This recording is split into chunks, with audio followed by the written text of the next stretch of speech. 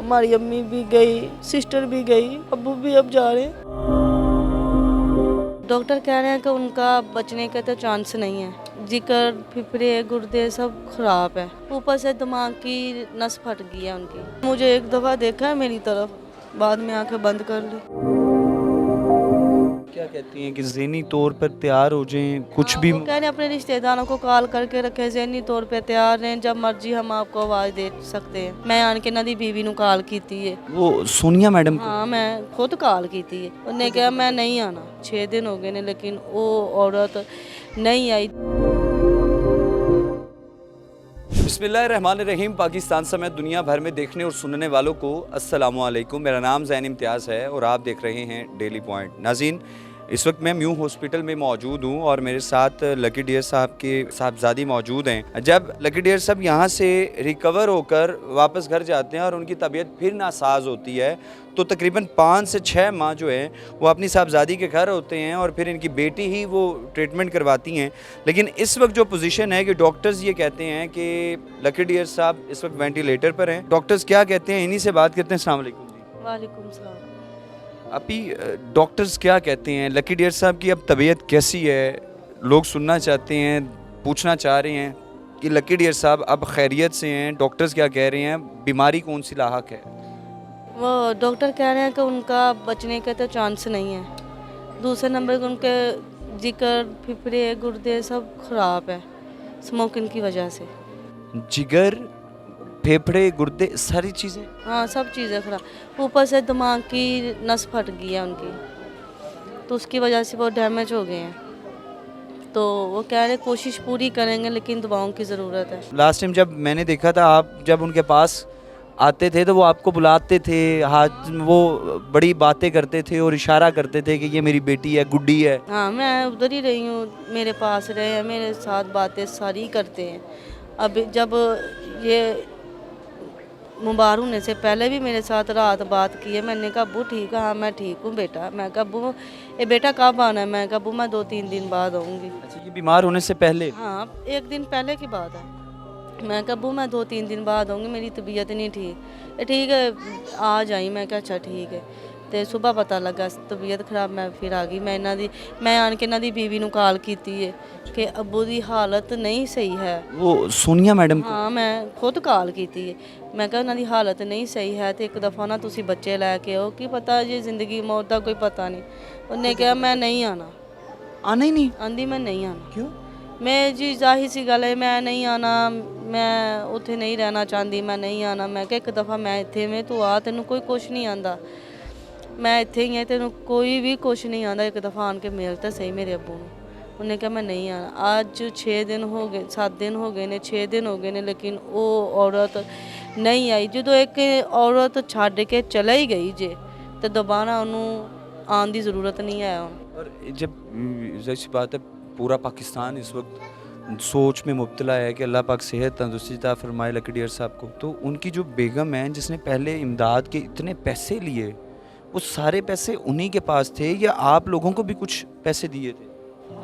मुझे जो अभी उन्होंने दिया था ना, मुझे लाख या 50 या 2 दिए थे मेरे वालिद ने खुशी से। वो मैं इस तरह इंटरव्यू पहले देती रही हूँ, रोती रही हूँ कि मेरे अब्बू का कुछ करें, मेरे अब्बू का कुछ करें। मेरे वो चल चुके थे, मैंने उसमें से 1 रुपया भी नहीं रखा। अपनी ज़ात पर 1 रुपया नहीं लगा? नहीं लगाया। मैं खुद अपनी मेहनत से ही खाती हूँ, तो कमाती हूँ, तो मैं उस औरत से मांगा भी नहीं। वो सारे पैसे जो उसके पास कटे उसके पास है।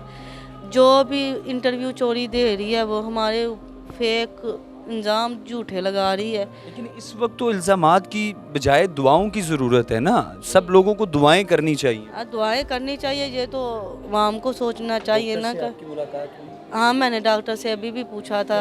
डॉक्टर्स क्या कहते डॉक्टर कह रहे कि बेहतर नहीं, उनकी रिपोर्टें भी क्लियर नहीं आ रही। तो मैं ज़रा भाई जाने नहीं देता मुझे। क्या कहती हैं कि ज़हनी तौर पर तैयार हो जाएं, कुछ भी? वो कह रहे अपने रिश्तेदारों को कॉल करके रखे, ज़हनी तौर पे तैयार रहें, जब मर्जी हम आपको आवाज़ दे सकते हैं।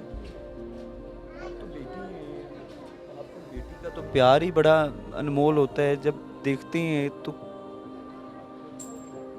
यानी कि एक अचानक पता चल जाए उसकी और नौयत है। डॉक्टर्स पहले ही आपको बता रहे हैं कि आप हाँ, बहुत दिल पे पत्थर रखते हैं हम जाते हैं रोकर आ जाते हैं, दवाई भी मांगते हैं, पढ़ते भी हैं, पढ़ाई भी करवा रहे हैं, लेकिन जो उनकी अंदर की सांसें वो तो चलनी है जितना दिन है।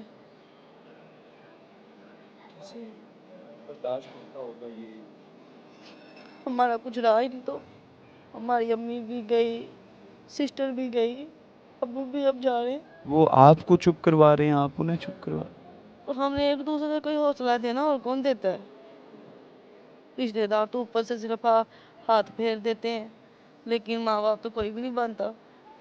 आपकी लास्ट जब बाबा को देखा, याद आती होगी पुरानी कि क्या बातें हुई। बहुत सी बातें मेरे सर, वो कहते थे बेटी तुम नहीं करना है जो करना है, भाई से ज्यादा प्यार मेरे साथ ही करते हैं।